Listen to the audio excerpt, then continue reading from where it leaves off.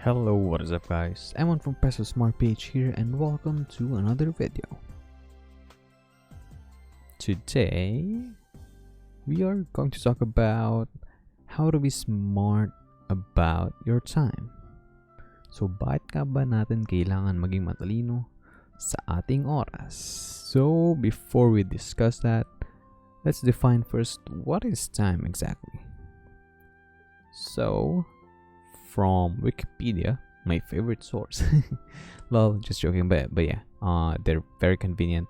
And yeah, pag like nag-search ka, kunyari time sa Google, like kalimitan, nasa Wikipedia lang yan. So, let's get it from there. So, time is the indefinite continued progress of existence and events that occur in an apparently irreversible succession from the past through the present to the future.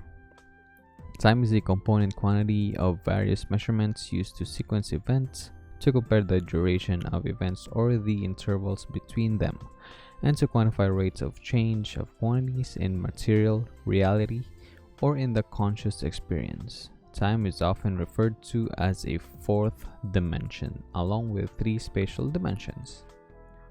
Wow. Hindi ko naintindihan kung ano yung mga binasa ko, but ayun yung definition. So yeah, time has long been an important subject of study in religion, philosophy, and science, but defining it in a manner applicable to all fields without circularity has consistently eluded scholars. Nevertheless, diverse fields such as business, industry, sports, and sciences, and the performing arts all incorporate some notion of time into their respective measuring systems.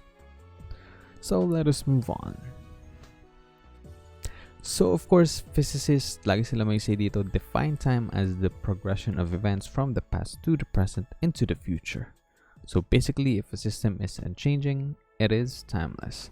Time can be considered to be the fourth dimension of reality, as I've said earlier. Well, not really what I said, but what I got from Wikipedia, used to describe events in three-dimensional space. It is not something we can see, touch, or taste, but we can measure its passage.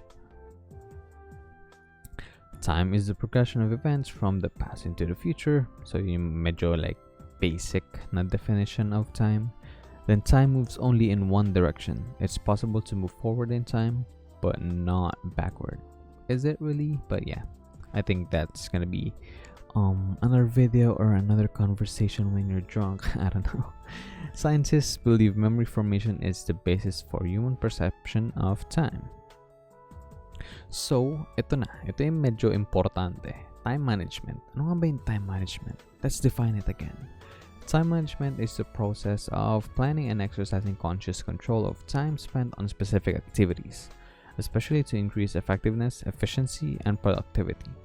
It involves a juggling act of various demands upon a person relating to work, social life, family, hobbies, personal interests, and commitments with the affinities of time. Using time effectively gives a person choice on spending or managing activities at their own time and expediency. Time management may be aided by a range of skills, tools, and techniques used to manage time when accomplishing specific tasks, projects, and goals complying with a due date. So, ano nga ba yung mga related topics or like habits natin with time management? Unang-una dyan is yung procrastination. Like, pwede mo naman siyang gawin na ngayon, pero hindi. Gusto mong manood ng Netflix, gusto mong manood ng How I Met Your Mother, gusto mong manood na isang episode ng Kengan Ashura, then biglang hanggang sa natapos mo na yung 2 parts. Well, yeah, we're looking forward to the third part, but yeah, I really recommend Kengan Ashura. Sobrang ganda ng anime niya. But yeah, anyway, we are getting out of topic. But yeah, procrastination, isa yan sa pinakamalaking like roadblock ng time management. So, paano nga ba natin maiwasan yan? So, first, we need to define why do we need to manage our time. Like, diba? Carpe diem, right? YOLO. You only live once. Like, you know, live in the present. Di mo kailangan planuhin kung ano yung kailangan mong gawin para bukas, para next week, para next year.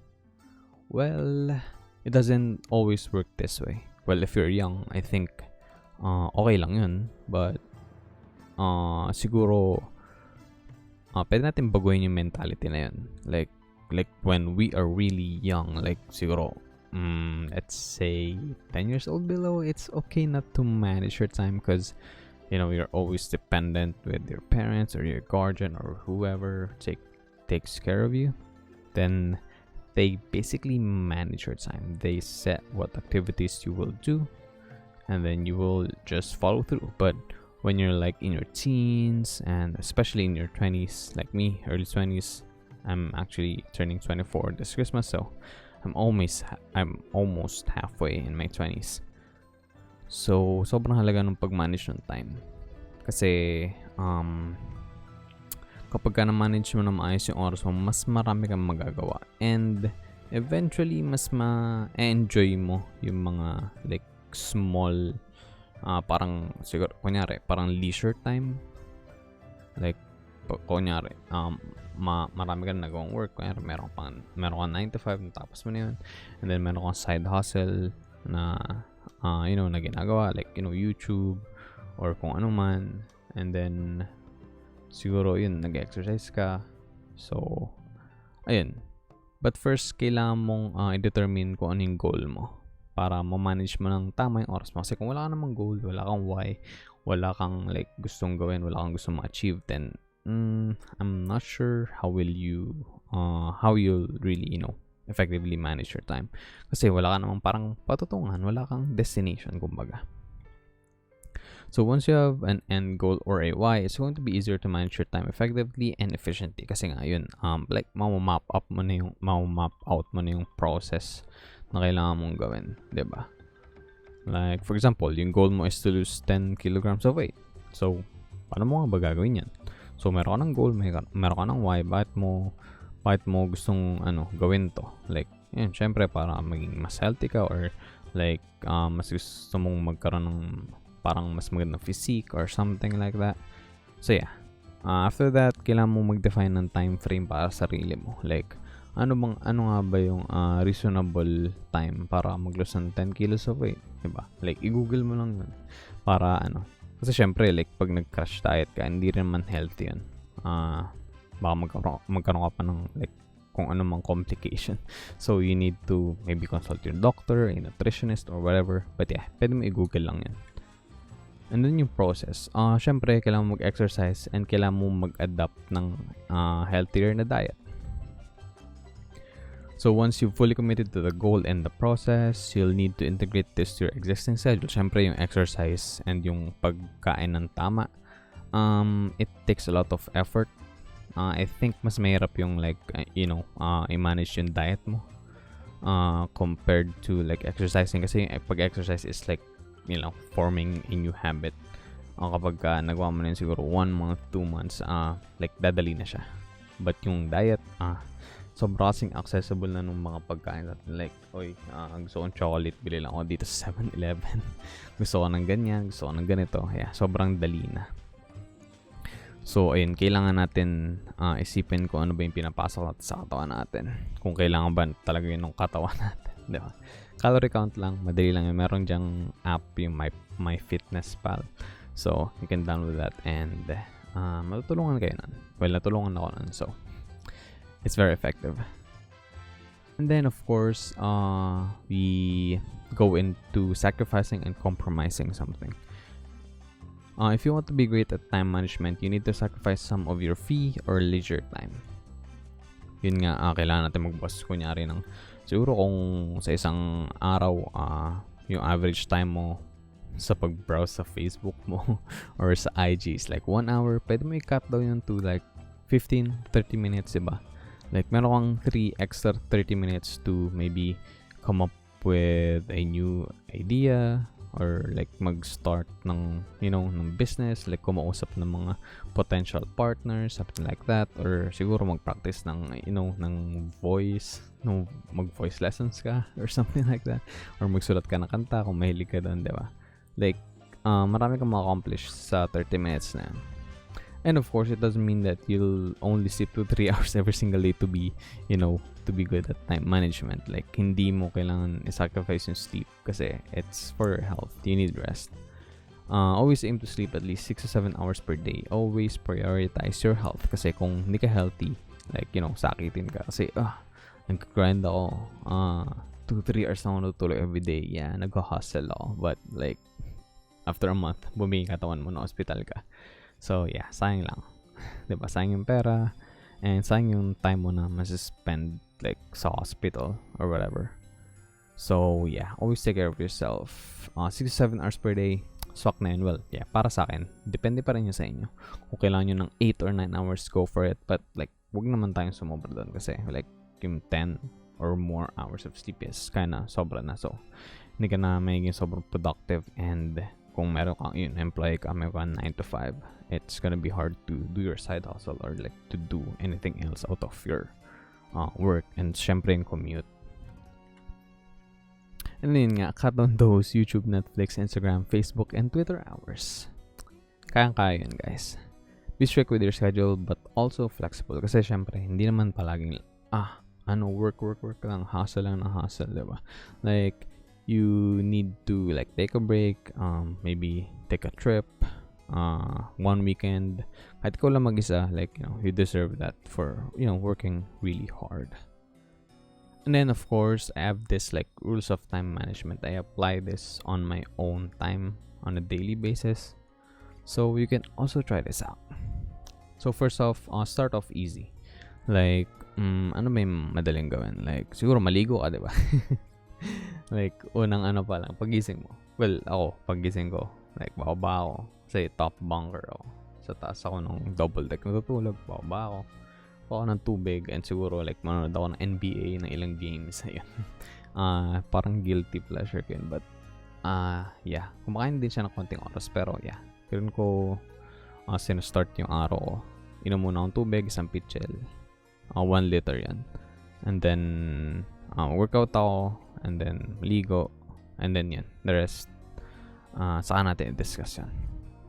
So yeah, complete easy tasks first. So, you can get yourself a pump. Yun, parang, nagawa ko na to. Like, magiging habit na yun, diba? Like, sige, na-accomplish ko na to, task na to, nakainom na ako ng tubig, diba? Like, parang hindi naman talaga siya task. Pero, if you consider it as task, like, parang mas magiging productive ka the rest of your day.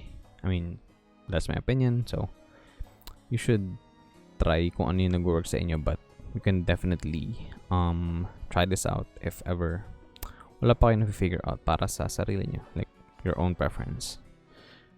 And then of course, number 2, identify the most important tasks and urgent tasks. Syempre, after starting off easy, kailangan natin we need to get down into business. Like, kailangan mong gawin yung mga kahit ayaw mong gawin, pero kailangan, di ba? Like, knock off mo na yung important and urgent tasks para it's out of the way na. It's out of the way na on your day or your plate. And of course, give yourself a break. A 5-minute break won't really hurt you from time to time. So, ayan. Like, siguro, mag-CR ka syempre. Like, for your health din yun. And of course, kumain ka. Like, quick bite lang, diba? And, inom palagi ng maraming tubig.